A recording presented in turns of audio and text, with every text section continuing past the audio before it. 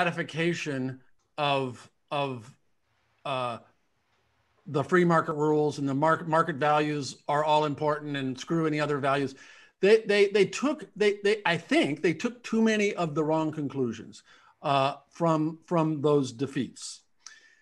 And being some of them, I include myself in this, the Washington Monthly types and people who called themselves proudly neoliberals before it became the kind of catch-all pejorative that it has become in the last 20 or 25 years, thought, okay, you know, we learned to hate government, or we learned to distrust government in the 60s and 70s. Maybe antitrust enforcement isn't so good. Maybe unions aren't the way. Maybe, you know, there was not so much a selling out. There was an earnest, perhaps naive search for a kind of new way, a third way, right?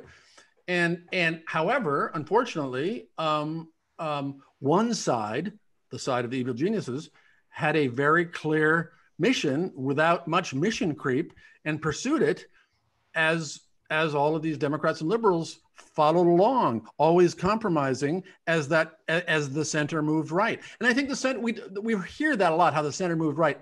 It's more true in economics than anywhere else. And so there ceased by the 90s, certainly, to be no difference between the economics of Democrats and Republicans. I always used to hate when people said, oh, there's no difference between the Democrats and Republicans. Who cares if you vote for Bush or Gore? Because obviously there are many differences, just not so much economics. So how does that analysis leave you to understand someone like Joe Biden today as a nominee? Because one of the, you know, he's not my political cup of tea in a primary. He's very much my political cup of tea in this general election.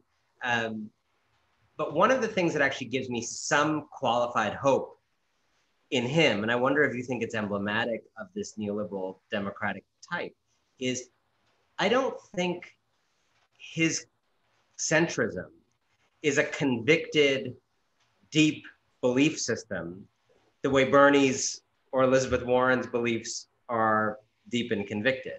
In other words, it almost feels like the absence of belief and a void that can possibly therefore be filled. Like you couldn't fill Bernie up with some different conviction than he has right now. Right. Everybody knows that.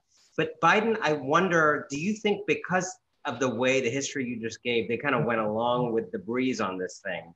Does that make you think a President Biden could sign Medicare for all? It does. It does indeed. No, I think he is. I have made jokes about dear Joe Biden, who I will vote for with nothing but enthusiasm, that he was the generic Democrat, right? I mean, there are often pollsters about generic Democrat. How do they do? They always do better than actual Democrats. And so we've nominated one in polls and surveys. So I think he is, you're absolutely right. He is not a zealous centrist. That's a bit of an oxymoron, but like say Mike Bloomberg is that. Mike Bloomberg is the ultimate socially liberal, but fiscally conservative. This phrase that appeared in the 70s, there was this kind of libertarian light and consistently libertarian light, which means culturally, yeah, you can do anything you want, be anything you want. I like black people. Yeah, women in work, great, fine, all of it. Gay, sure. But don't raise my taxes and don't think you're going to do any big social programs. So he believes that. Whereas Joe Biden, as you're saying, he was always at the,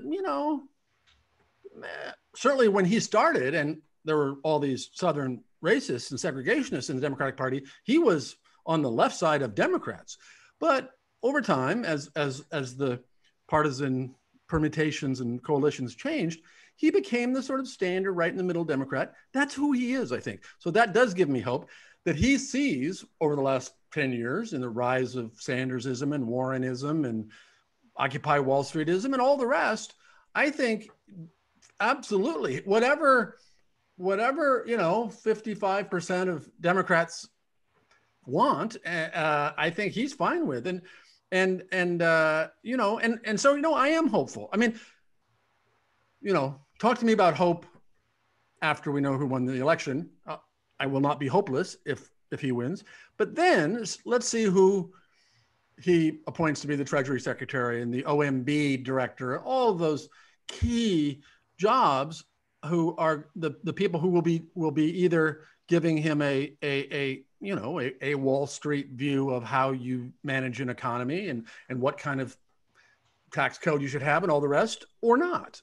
So we'll see. But I am hopeful about his you know his lack of conviction, and because he came from a union household in a time when unions were still effectual and powerful, that gives me some hope as well.